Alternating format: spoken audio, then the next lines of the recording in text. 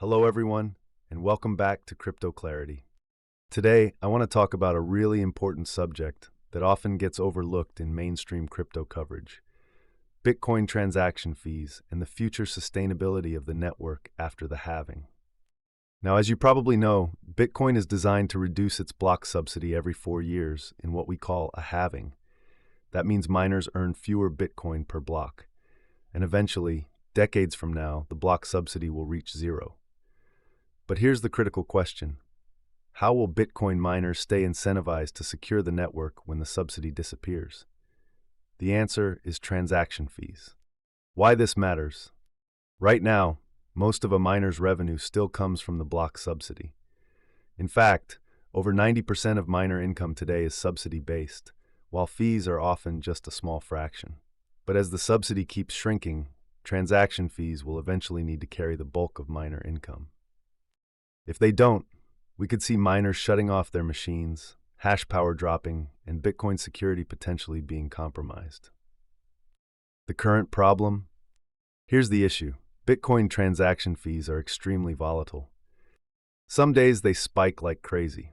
For example, during the BRC20 ordinals minting craze, where we saw fees shoot up to hundreds of dollars per transaction. Other days, especially in times of low demand, fees can be so small that they barely cover the electricity cost of mining. And this is dangerous. Why? Because miners need predictable revenue streams to plan and invest in hardware. If fees remain unpredictable, miners may consolidate, weaker miners may exit, and once again, centralization could creep in. Why this is a risk for users? For everyday Bitcoin users, this translates into a very real risk. Transactions could become unaffordable during high-fee events.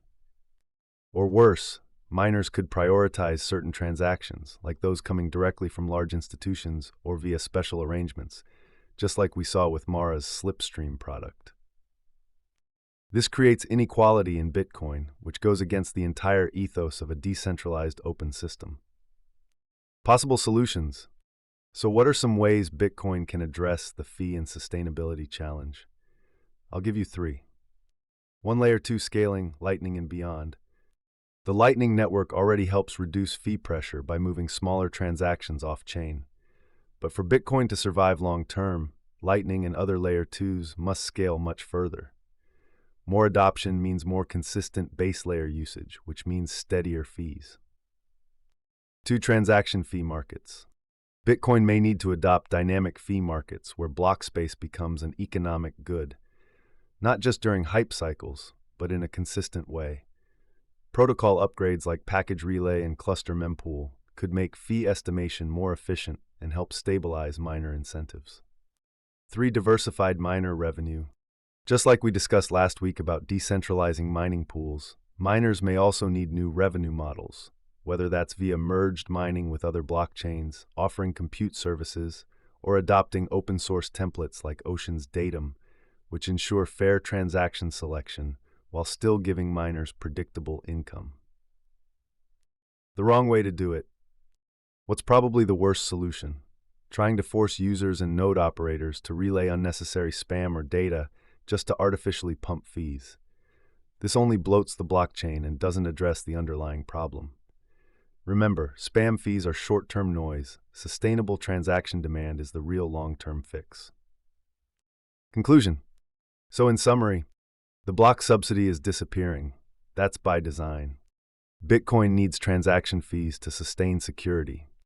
Volatility in fees is the biggest risk, leading to miner instability and possible centralization. Real solutions include scaling Layer 2s, better fee markets, and empowering miners with decentralized transaction selection. If you found this breakdown useful, don't forget to hit subscribe, smash that like button, and turn on notifications so you don't miss my next deep dive. Also, leave a comment.